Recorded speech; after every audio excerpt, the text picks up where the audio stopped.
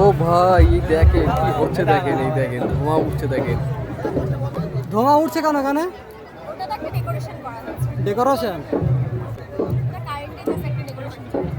আচ্ছা, দেখানো হচ্ছে এটা, মানে কিভাবে কি হচ্ছে? এটা মকটেলের কাউন্টার দেওয়া হচ্ছে। মকটেল কাউন্টারে ডেকোরেশনগুলো সামনে দেখা যাচ্ছে। আচ্ছা, কি দিয়ে বানানো হয়?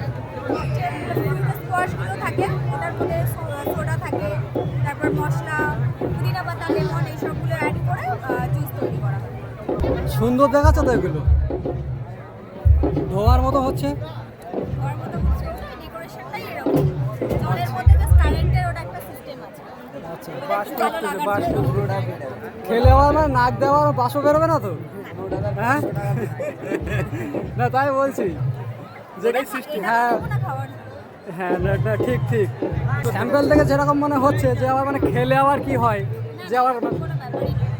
বিয়ে বাড়িতে যেটা ক্যাটারিং সার্ভিস থাকে, মানে catering service। ফুল কন্ট্যাক্টে কাজ হয়।